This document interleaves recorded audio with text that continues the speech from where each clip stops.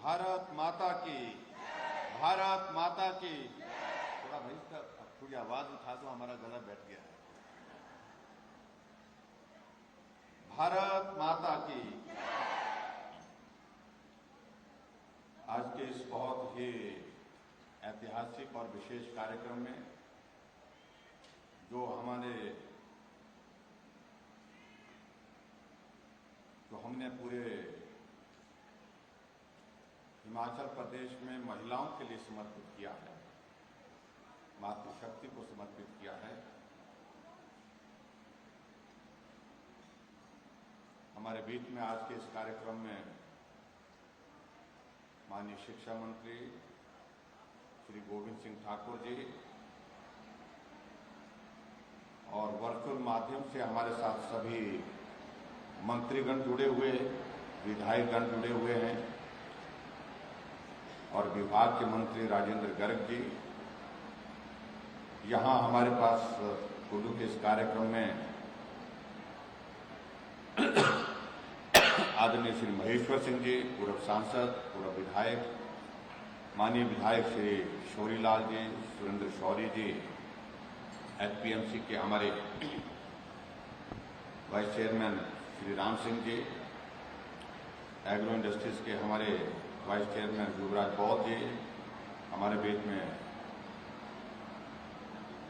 Brigadier Kushal Thakur ji, बहन Dineshwari Thakur ji, party के हमारे जिला के अध्यक्ष भीम सिंह जी, यहाँ हमारे बीच में श्री रमेश शर्मा जी जो एपीएमसी के सलाहकार हैं, प्रिंसिपल सेक्रेटरी आरडी नजीम जी और निदेशक श्री केसी चमन जी, deputy commissioner Ashutosh Garg ji, SP गुरुदेव शर्मा जी, यहाँ हमारे पार्टी के साथी अमर ठाकुर जी जो एपीएमसी के भी चेयरमैन हैं, अखिलेश जी, अमित शोर जी, मीना ठाकुर जी नगर पंचायत परिषद के अध्यक्ष हैं, गोपाल महंत जी और यहाँ श्रीमती रेखा गुलेरिया जी जो जिला परिषद की सदस्य हैं, जिला परिषद के सदस्य और भी हमारे बीच में यहाँ पर सभी जो उपस्थित हैं, सभी को मेरा नमस्कार। और यहाँ पत्रकार मित्रों, भाई और बहनों, समय काफी हो गया, बातचीत करते करते वक्त ज्यादा लग गया, लेकिन मुझे इस बात की प्रसन्नता है कि एक कार्यक्रम की शुरुआत हमने पूरे प्रदेश भर में शुरू की थी और उस कार्यक्रम को हमने एक जोश और जुनून के साथ आगे बढ़ाया और जोश और जुनून के साथ आगे बढ़ाने के साथ साथ में आज पूरे देश का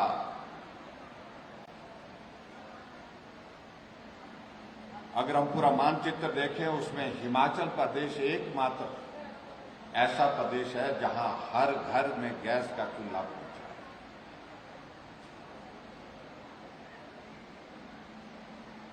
और मैं इस बात को मानता हूं कि यह कार्य सरल नहीं था, कठिन था। आदरणीय प्रधानमंत्री जी ने जब से देश की बागडोर संभाली है प्रधानमंत्री के बतौर, हमेशा उनकी कोशिश रही है, भाई साउंड सिस्टम में क्या थोड़ा आ रहा है, थोड़ा को एक इस पे लाओ, एक लेवल पर लाइए इसको। हाँ,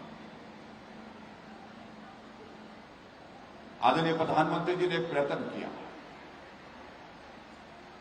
कि गरीब आदमी के करीब जाकर के उनकी मदद कैसे की जा सकती है,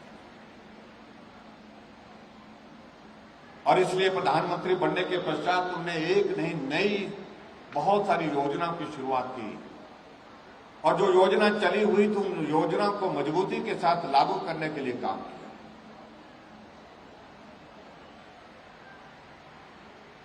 और जिसमें आपको मैं कह सकता हूं कि एक बहुत बड़ा विषय, चर्चा का विषय बना। प्रधानमंत्री जी ने कहा कि हमको पूरे देश भर में स्वच्छता के अभियान को बहुत तेजी से आगे बढ़ाने की आवश्यकता है और स्वच्छता के अभियान को आगे बढ़ाने के लिए झाड़ू हाथ में लेकर के निकल पड़े। और दूसरे उसके साथ साथ में इस अभियान के साथ साथ में कि देश का बहुत बड़ा वर्ग ऐसा है जो अभी तक जो है जहां उनके लिए टॉयलेट की सुविधा नहीं है, शौचालय की सुविधा नहीं है। कुछ लोग कई तरह की टिप्पणियां करने लगे कि यह देश के प्रधानमंत्री और देश के प्रधानमंत्री झाड़ू लेकर के स्वच्छता की बात किए जा रहे हैं, टॉयलेट की बात की जाए, बड़ी बात करनी चाहिए, राष्ट्रीय स्तर की अंतर्राष्ट्रीय स्तर की बात करनी चाहिए। लेकिन उनका ये सारा काम करने का एक दृष्टिकोण इसलिए था कि उन्होंने देखा कि देश का बहुत बड़ा वर्ग जिस कठिनाई के दौर में से गुजर रहा है, सबसे पहले हमको उनके लिए प्राथमिकता के आधार पर मदद के रास्ते खोलने होंगे। और इसलिए पूरे देश भर में हर घर में शौचालय की सुविधा हो, उसको सुनिश्चित करने के लिए यहां दूसरे प्रदेशों में, उत्तर प्रदेश में खासतौर से उस शब्द का, उस टॉयलेट का इस्तेमाल शब्द के रूप में नहीं, उसके लिए इज्जत घर करके सबसे बड़ी घटना, यानी कि महिलाओं को सशक्तिकरण की दिशा में हम भाषण दे करके आगे नहीं बढ़ा सकते। उनके लिए व्यवहारिक रूप से उनके जो जीवन की रोजमर्रा की कठिनाइयां हैं, उनका समाधान हमको तलाशना होगा, उनके समाधान के लिए हमको काम करना होगा। इसलिए उन्होंने कहा कि बहुत बड़ी परेशानी के दौर में जो माताएं बहनें हमारी गुजरती हैं, उनमें से कुछ एक समस्याओं के समाधान के लिए प्राथमिकता के आधार पर काम करने की आवश्यकता है। इसलिए उन्होंने इस तरह से स्वच्छता के साथ साथ में इज्जत घर की शुरुआत की पूरे देश भर में, और पूरे आज तक का भारतवर्ष का इतिहास टूट गया शौचालय, टॉयलेट बनाने की दृष्टि से। और आज हम इस बात को देखते हैं कि बहुत कम घर ऐसे रह गए जहां पर अभी तक शौचालय की सुविधा नहीं। इसी तरह से आगे बढ़कर के उन्होंने एक बात को लेकर के और भी सोचा, कितनी कठिनाई होती है गरीब परिवार के बीच,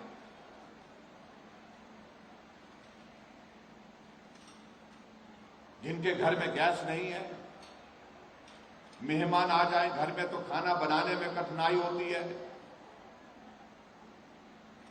घर को साफ सुथरा रखने के लिए बहुत बड़ी कठिनाई का सामना करना पड़ता है,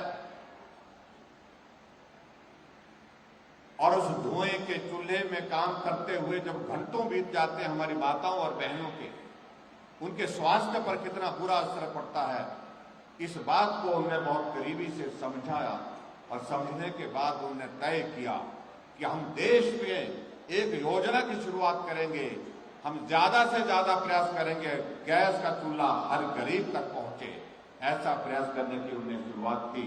और उस शुरुआत की दृष्टि से उन्होंने उज्ज्वला योजना की शुरुआत पूरे देश भर के लिए की। हम सब भी बहुत प्रसन्न हुए इस बात को लेकर के, और हमें इस बात के लिए आदरणीय प्रधानमंत्री जी का आभार भी व्यक्त करना है कि हिमाचल प्रदेश में उज्ज्वला योजना के अंतर्गत 1,38,000 गैस के कनेक्शन हमें भी प्राप्त,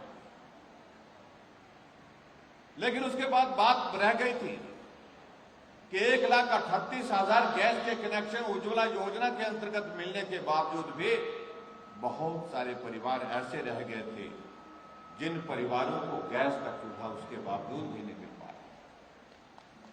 और ऐसी स्थिति में हमको सोचने का विषय हो गया।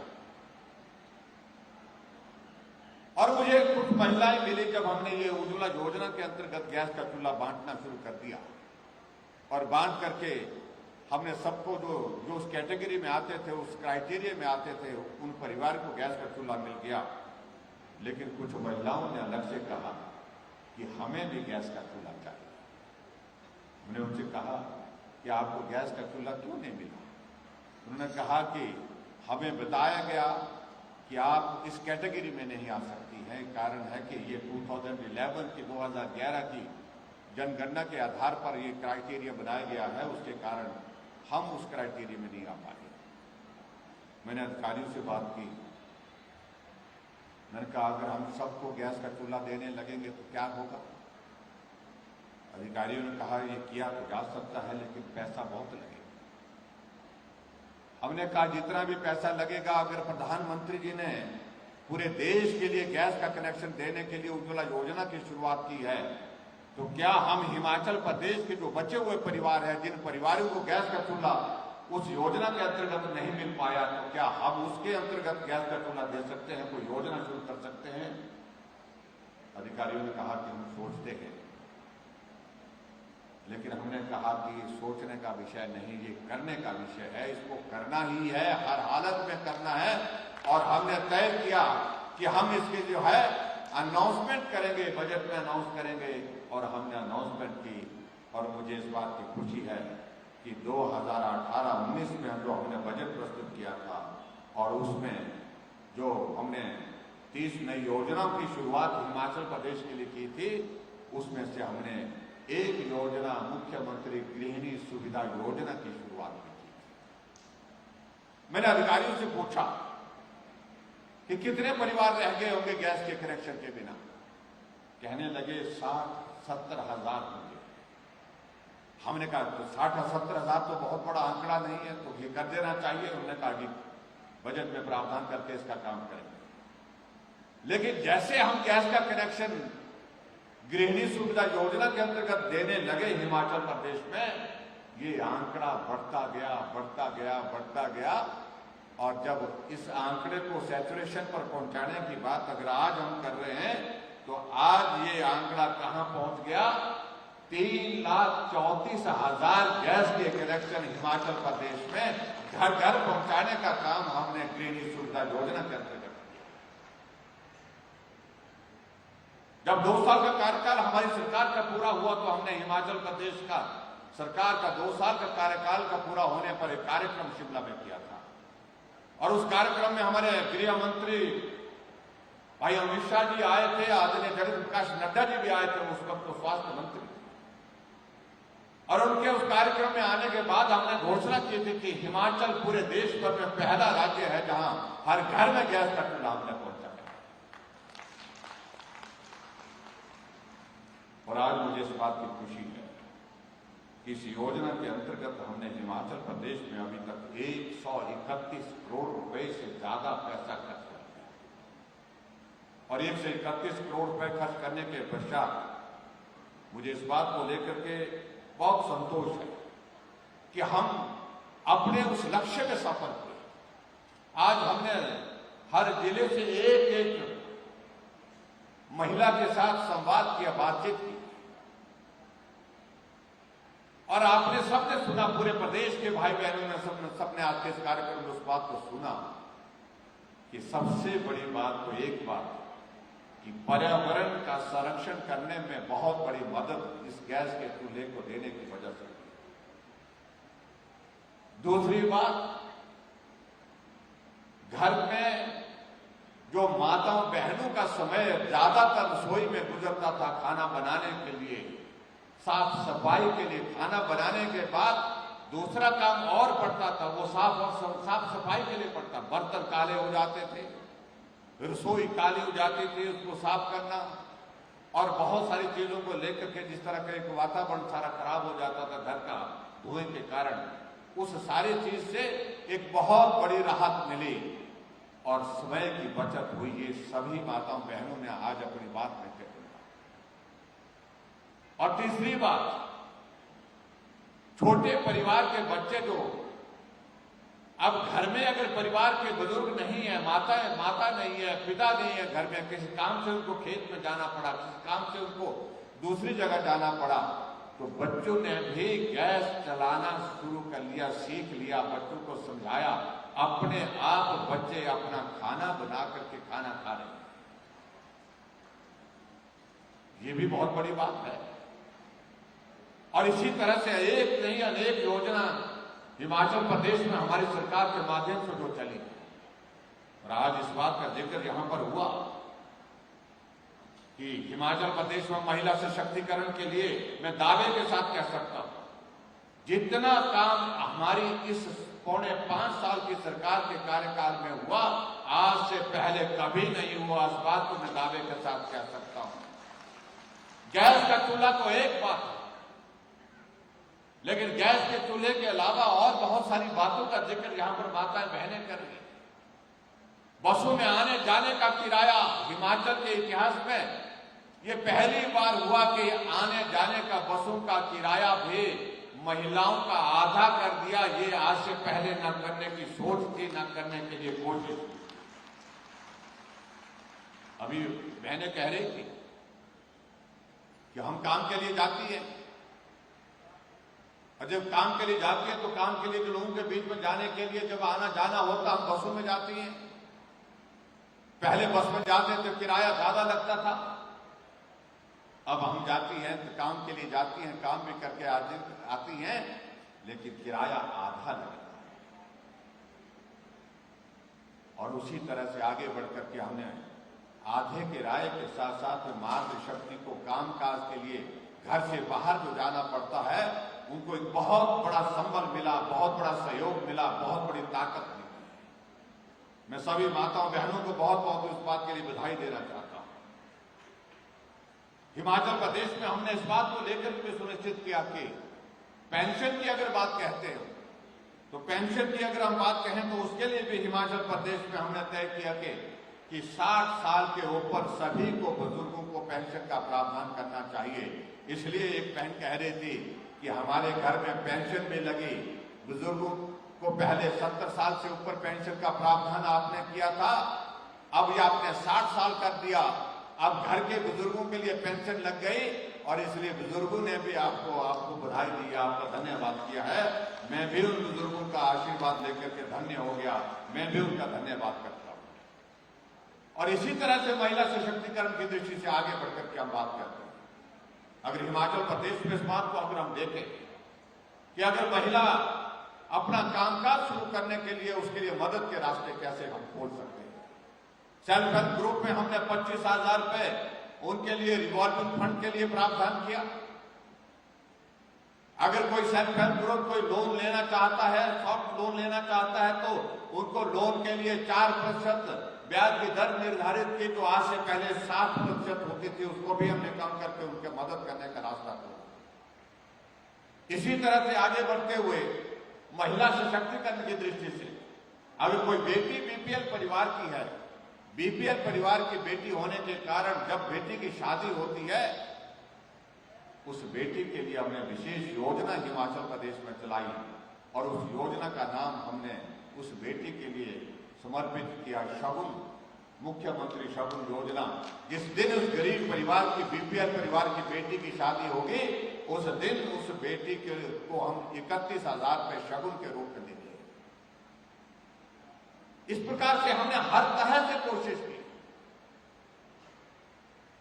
और मैं एक बात और कहना चाहता हूं कि आगे बढ़कर के कोई महिला अपने पांव पर खड़ा होना चाहती है, अपना कारोबार शुरू करना चाहती है, कुछ स्टार्टअप शुरू करना चाहती है, मुख्यमंत्री स्वावलंबन योजना उनके लिए हमने समर्पित की, जहां 1 करोड़ रुपए का लोन मिलेगा, उसमें से 35% महिलाओं के लिए रखा हमने, विडो और दूसरी महिलाओं के लिए, सबके लिए हमने कहा 35% सब्सिडी, यानी कि 1 करोड़ अगर लोन लेंगे तो 35 लाख रुपए सब्सिडी के रूप में हम सरकार की ओर से।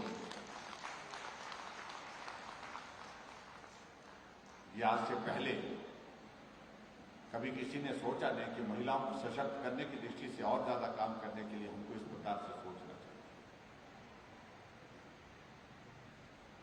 अभी गोविंद जी कह रहे थे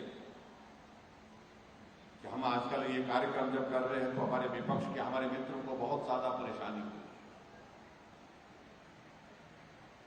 और कह रहे हैं कि मुख्यमंत्री जी जा रहे हैं हिमाचल प्रदेश में, घूम रहे हैं, बड़े बड़े टेंट लगा रहे हैं, तो बरसात के मौसम में क्या कि छाता लेकर के ही कार्यक्रम करेंगे हम सरकार।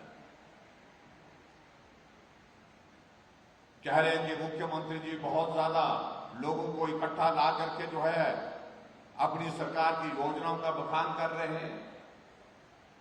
जब हमने सरकार की ओर से योजनाएं बनाई और योजनाओं के माध्यम से उन लोगों को हमने लाभ पहुंचाया है, तो ये हमारा सरकार का दायित्व बनता है, जिम्मेवारी बनती है, जितने भी लाभार्थी हैं उन लाभार्थियों तक हम अपनी बात पहुंचाएं, ताकि और लोग जो रह गए हैं लाभ लेने के लिए, उन तक भी वो योजनाएं पहुंच सके, उनका लाभ पहुंच सके। ये हमारी जिम्मेदारी है, इसलिए हम काम।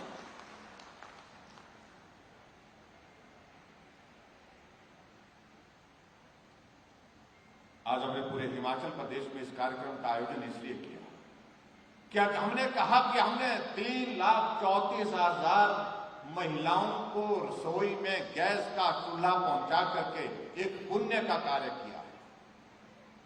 मैं समझता हूं पुण्य का कार्य मैं इसलिए कह रहा हूं कि क्या हालत होती थी हमारे गांव की। अगर जिंदगी का अगर आप लोग आज भी जिक्र करें तो मैं गांव में जिंदगी का बहुत बड़ा हिस्सा गुजारा हूं। जब सुबह 5 बजे का समय होता था, 4:30 बजे, 5 बजे मेरे बुजुर्ग 5 बजे से पहले उठ जाते थे और उठते ही आवाज आती थी लकड़ी को तोड़ने की, लकड़ी को काटने की, क्योंकि चूल्हा तब जलेगा जब लकड़ी उसमें डाल करके जो है जलाने का काम।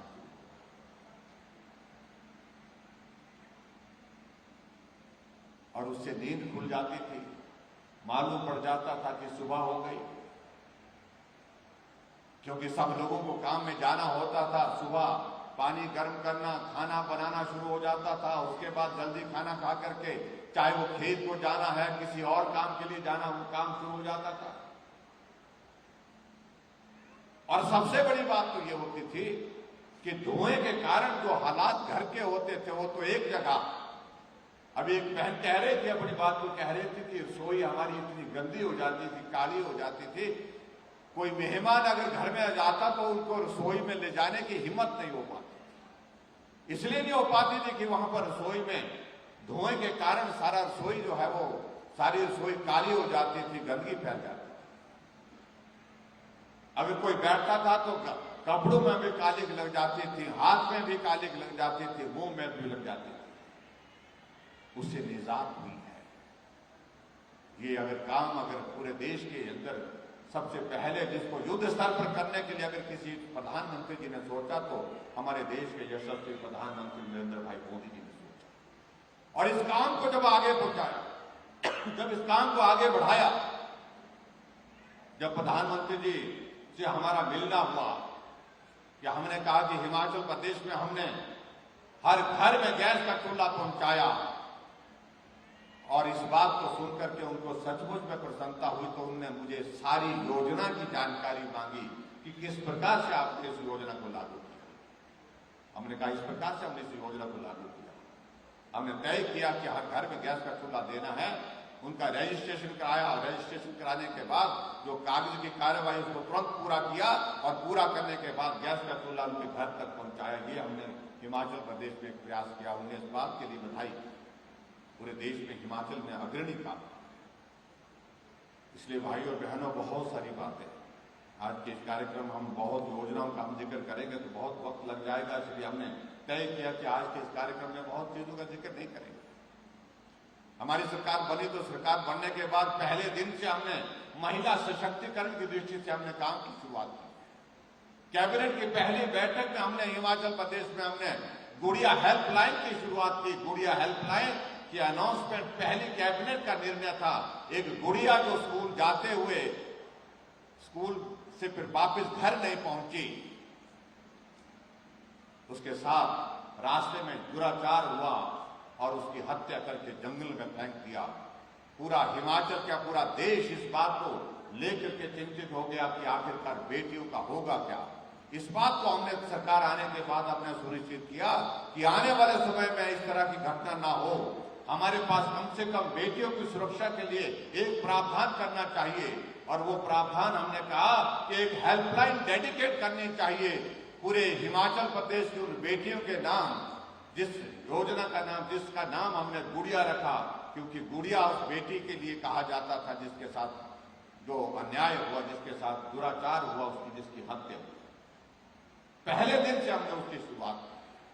गुड़िया हेल्पलाइन की शुरुआत हिमाचल प्रदेश में पहली कैबिनेट का निर्णय, और उसके माध्यम से गुड़िया हेल्पलाइन के माध्यम से हिमाचल प्रदेश में एक नहीं अनेकों बार जो है कहीं भी इस तरह की घटना दुर्घटना से बचने के लिए, बचाने के लिए बहुत सारी बेटियों ने उसका इस्तेमाल किया और उनको सुविधा मिली, उनकी जिंदगी बचाने के लिए, उनको अपने मामले को दर्ज करने के लिए इसके माध्यम से बहुत बड़ी सुविधा मिली।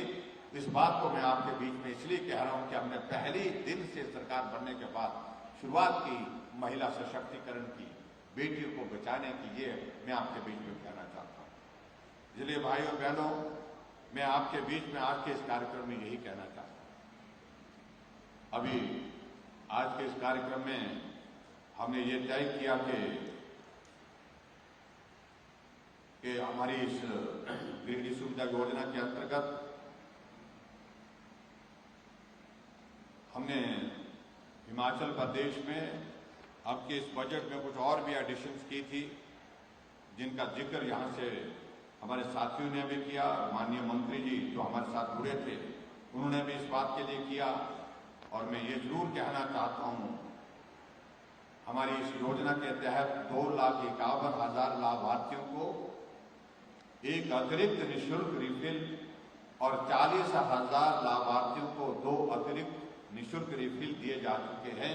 ये मैं आपके आज से पहले जो मैं आपका इसकी बात कर रहा हूं। और अब जहां तक अभी की बात आती है, अगर अब प्रधानमंत्री उज्ज्वला योजना और मुख्यमंत्री गृहिणी सुविधा योजना के अंतर्गत गैस कनेक्शन सहित 3 रिफिल निःशुल्क उपलब्ध करवाए जा रहे हैं। 3 रिफिल जो है निःशुल्क उपलब्ध करवाए जा रहे हैं। और इस वर्ष इस योजना के अंतर्गत हमने बजट के अंतर्गत 70 करोड़ रुपए से ज्यादा पैसा खर्च करने का एक प्रावधान इसमें जोड़ा है, ताकि किसी को कठिनाई ना हो, किसी को परेशानी न हो। इस बात को हम सुनिश्चित करने की हमने जो है वो ठानी हुई है। और दूसरी बात जिसका जिक्र यहाँ भाई गोविंद जी कर रहे थे, 4.5 वर्ष का कार्यकाल पूरा होने के बाद स्वाभाविक रूप से 2 महीने के पश्चात हम चुनाव के उस दौर में जा रहे हैं। और मैं आप सबसे यही निवेदन करना चाहूंगा कि जिस प्रकार से हिमाचल प्रदेश में अपने जन कल्याण नीतियों के माध्यम से हमने गरीब लोगों की सेवा करने की कोशिश की, उन योजनाओं को आम जनता तक पहुंचाने के लिए जितने भी हमारे लाभार्थी हैं उनके माध्यम से उन बातों को पहुंचाने के लिए हम प्रयत्न करें। और हिमाचल प्रदेश में आने वाले समय में इस बात को हम सुनिश्चित करेंगे, जो बात यहाँ कही कि अब रिवाज पूरे देश में बदल गया है, रिवाज पूरे देश में बदलने की बात हुई और ये परिस्थिति आज के इस दौर में हर जगह शुरू हो गई। जो कांग्रेस पार्टी लंबे समय तक सत्ता में रही, आज वो देश में गिने चुने राज्य में रह गई। अगर आज भी वहां उन प्रदेशों में चुनाव हो जाए तो वहां से भी सफाई हो जाएगी। और ये परिस्थिति अगर बनी, उसकी वजह ये बनी है क्योंकि उन्होंने देश में जन भावनाओं को कभी सम्मान नहीं किया, जन भावनाओं के अनुरूप काम नहीं। आदरणीय प्रधानमंत्री नरेंद्र भाई मोदी जी जब से देश के प्रधानमंत्री बने, 8 साल का कार्यकाल प्रधानमंत्री के तौर उनका पूरा हो गया। और हमारे लिए सौभाग्य की बात है कि हिमाचल प्रदेश में आकर के उन्होंने कहा कि 8 साल का कार्यकाल का पूरा होने के पश्चात में हिमाचल प्रदेश से पूरे देश के साथ बात करना चाहता हूं। शिमला आए और शिमला आए रिज के मैदान में, और रिज के मैदान में आने से पहले आदरणीय प्रधानमंत्री जी माल रोड जब पहुंचे तो माल रोड में अपनी गाड़ी छोड़ करके शिमला के माल रोड पर पैदल निकल पड़े। ये अपना हिमाचल है जहां इस माल रोड पर मैं कई वर्षों तक चलता था, टहलता था, साथियों के साथ बात करता था। आज भी पैदल चल करके हम इस माल रोड पर जाकर के रिज के मैदान पर पहुंचेंगे और पैदल पहुंचने के बाद वहां पर देश को संबोधित किया, पूरे देश के साथ बात की। ये हमारा सौभाग्य है। और हिमाचल प्रदेश में, हिमाचल प्रदेश के लोगों का मन में भी, दिल में भी नरेंद्र भाई मोदी जी हमारे देश के प्रधानमंत्री के प्रति जो आदर का भाव, प्यार का भाव है, मैं कह सकता हूं कि इस प्रकार का भाव कभी हमने किसी के दिल में देखा। मैं आप सबसे यही कहना चाहता हूं, इस रिश्ते को हमने और मजबूत करना है। एक प्रधानमंत्री अटल बिहारी वाजपेयी थे जो हर साल कुल्लू आते थे, मनाली में रुकते थे, कविता लिखते थे, कविता सुनाते थे। मेरा अपना हिमाचल, हिमाचल मेरा अपना घर। ये सौभाग्य सिर्फ भारतीय जनता पार्टी के हम सब लोगों को है कि हमारे देश के 2 प्रधानमंत्री जो हिमाचल को अपना घर मानते थे। चाहे अटल जी की बात कहें, चाहे आज नरेंद्र भाई मोदी जी की अगर हम बात करें, इसलिए ऐसे नेताओं की भावनाओं का सम्मान करना हम सभी हिमाचल वासियों का दायित्व है। और भावनाओं का सम्मान करने की अगर मैं बात कहूं तो सबसे बड़ी बात यही है कि हमें उस नेतृत्व को मजबूत करना है जो भावनात्मक दृष्टि से हिमाचल के साथ जुड़ा है। और वो नेतृत्व नरेंद्र भाई मोदी जी के रूप में है और उनको हमको मजबूत करना है, इस रिश्ते को मजबूत करना है। डबल इंजन की सरकार जिसका हम जिक्र करते हैं, जिस सरकार के माध्यम से हिमाचल प्रदेश के लिए, विकास के लिए अनेक रास्ते खुले।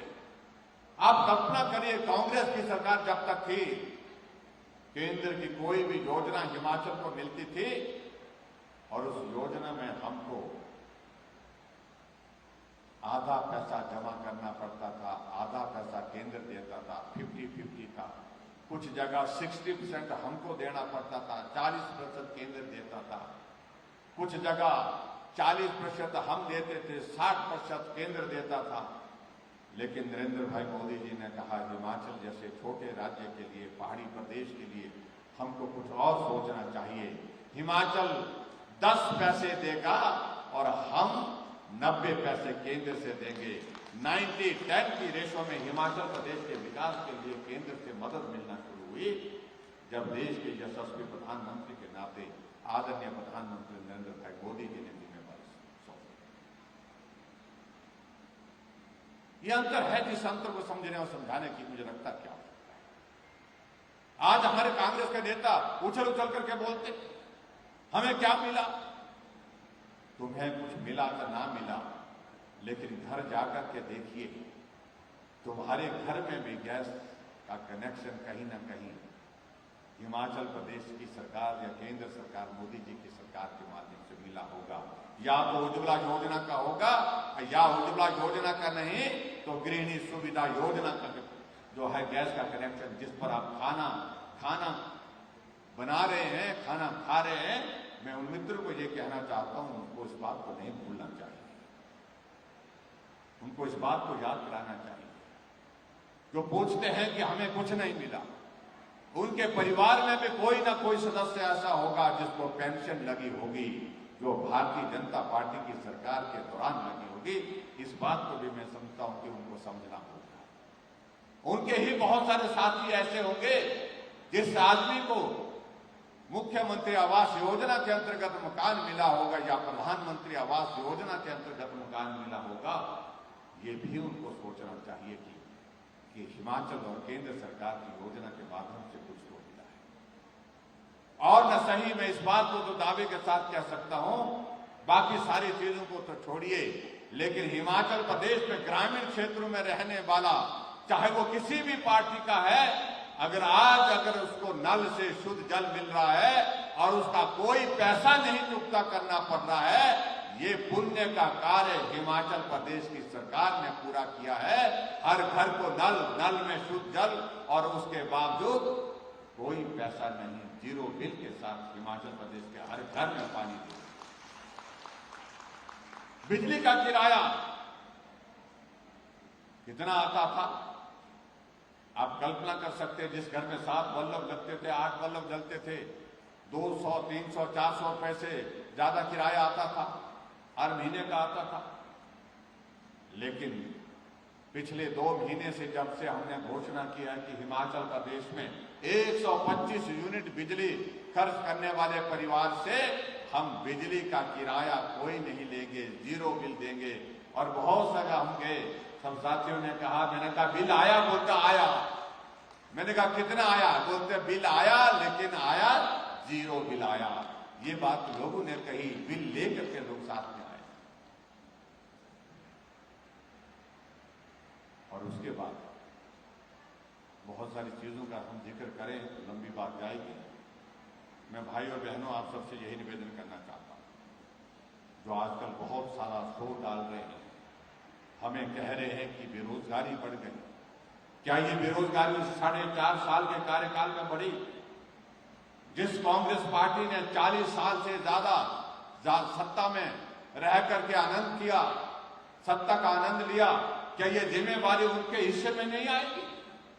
अगर आज 10 लाख से ज्यादा हिमाचल प्रदेश में अगर बेरोजगारों का आंकड़े का जिक्र कहते हैं, हम बेरोजगार यात्रा का जिक्र कर रहे हैं, और वो लोग जिन्होंने बेरोजगारों का परिहास मजाक उस वक्त भी मनाया और आज सत्ता में नहीं है तो भी उनका बेरोजगारों का परिहास जो है उनका मजाक उड़ा रहे हैं, इस यात्रा को करने की बातें कह रहे हैं। लेकिन मैं दावे के साथ इस बात को कह सकता हूं, अगर हिमाचल प्रदेश में अगर बेरोजगारी की सबसे बड़ी लंबी कतार आज की तारीख में अगर खड़ी करी है तो उसमें सबसे बड़ा कॉन्ट्रीब्यूशन कांग्रेस पार्टी का है, सबसे बड़ा योगदान कांग्रेस पार्टी का है। उस जिम्मेवारी को लेने को उनको स्वीकार करना पड़ेगा।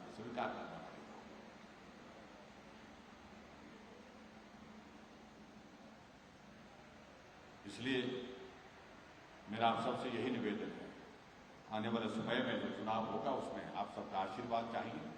और खास तौर से मैं इस बात को जरूर कहना चाहूंगा, जहां माताओं और बहनों का आशीर्वाद होता है वहां जीत ही जीत होती है, जीत के सिवाय कुछ और नहीं। जहां माताएं बहनें चल पड़ती हैं उस रास्ते को कोई रोकने की जरूरत नहीं कर सकता, हिम्मत नहीं कर सकता। और अभी मैंने पूरे हिमाचल प्रदेश में जब कार्यक्रमों में जाकर के देखा, जहां हम पूरे देश का अमृत महोत्सव मना रहे हैं, ये भारत की आजादी के 75 वर्ष, और हिमाचल प्रदेश में हमारी सरकार हमारी हिमाचल प्रदेश के गठन के हमारे हिमाचल प्रदेश के गठन के यानी कि हिमाचल प्रदेश के निर्माण के 75 वर्ष पूरे हुए हैं। जहां भी हम कार्यक्रम में जा रहे हैं बड़ी संख्या में माताएं बहनें वहां पर पहुंच रही हैं, और इससे साफ जाहिर होता है कि माताओं बहनों ने ठान लिया है कि अब की बार रिवाज बदल करके छोड़ेंगे, रिवाज बदल करके छोड़ेंगे। उत्तराखंड में रिवाज बदल गया क्योंकि वहां भी सरकार बदल जाती थी 5 वर्षों के बाद, अब की बार रिवाज बदल गया, भाजपा की सरकार थी, भाजपा की सरकार फिर बन गई। उत्तर प्रदेश में रिवाज बदलने के बाद, इसलिए मैं कह रहा हूं, वहां भी 5 वर्षों के बाद हर बार सरकार बदल जाती थी, अब 37 वर्षों के बाद फिर रिवाज बदला। भाजपा के योगी जी थे, योगी जी फिर वहां पर सत्ता में आए। हमारा पड़ोस का राज्य हरियाणा 2014 में सरकार बनी, 5 साल का कार्यकाल पूरा किया, 2019 में फिर चुनाव हुआ, रिवाज बदला, जहां कभी जमानत जब्त होती थी वहां फिर से सरकार भाजपा की बन करके चल रही है। गोवा में हमारी सरकार फिर सत्ता में, मणिपुर में हमारी सरकार फिर सत्ता में, तो हिमाचल प्रदेश में क्या दिक्कत है? मैं नहीं समझता हूं कि कोई कठिनाई आनी चाहिए। इसलिए कि देवभूमि हिमाचल प्रदेश है और देवभूमि हिमाचल प्रदेश के लोगों ने ईमानदारी के साथ काम किया है, ईमानदारी के साथ इस प्रदेश को आगे बढ़ाने में अपना योगदान दिया है। इसलिए मेरा आप सबसे निवेदन है कि हिमाचल प्रदेश में जो हमारे मित्र कह रहे हैं कि यहां रिवाज बदलने की बात नहीं हो पाएगी, तो इस बात के लिए हमको प्रण लेना होगा कि आने वाले चुनाव में जब 2022 के इस दिसंबर के महीने में चुनाव का परिणाम निकलेगा, तो हमने जो बात कही है रिवाज बदलने की, वो सच साबित होगी, सार्थक साबित होगी। निश्चित रूप से आप सबके आशीर्वाद से हिमाचल प्रदेश में फिर से भाजपा की सरकार बनाएंगे और उसमें आप सबका आशीर्वाद चाहिए। विशेष तौर से माताओं बहनों से मेरा निवेदन है कि बहुत बड़ी ताकत है आपके पास, आप आबादी का 50% हिस्सा हैं, आधा हिस्सा आप हैं। आपके बिना घर नहीं चल सकता, आपके बिना परिवार नहीं चल सकता, आपके बिना सरकार नहीं चल सकती। आपका सहयोग चाहिए, आपका आशीर्वाद चाहिए, और उसके बाद मिलकर के हिमाचल प्रदेश को आगे बढ़ाने में हम काम करेंगे। इतनी बात कहते हुए आज के इस कार्यक्रम में आप सब जुड़े, आप इस कार्यक्रम का हिस्सा बने, उसके लिए मैं आप सबका बहुत बहुत धन्यवाद करता हूँ। बरसात का मौसम है और बरसात के मौसम में अब की बार नुकसान बहुत हुआ है। पिछले 24 घंटे में लगभग हिमाचल प्रदेश में 32 लोगों की दुखद मृत्यु हुई, और जो हमारे लिए बहुत पीड़ा का विषय है। इसलिए मेरा आप सबसे भी निवेदन है, सभी प्रदेशवासियों से भी निवेदन है जब तक मौसम के खराब रहने की संभावना व्यक्त की जा रही है तब तक सावधानी के साथ हम रहें। अनावश्यक रूप से ऐसे स्थानों पर ना जाएं जहां बारिश के कारण बाढ़ आ जाए या बारिश के कारण भूस्खलन के कारण जो है नुकसान हो जाए। इन सारी चीजों का ध्यान में रखते हुए आप सब सुरक्षित रहें, ये हमारे लिए महत्वपूर्ण है। इतनी ही बात कहते हुए आप सबके आज के इस कार्यक्रम में शामिल होने के लिए बहुत बहुत धन्यवाद। नमस्कार, जय हिंद, जय हिमाचल।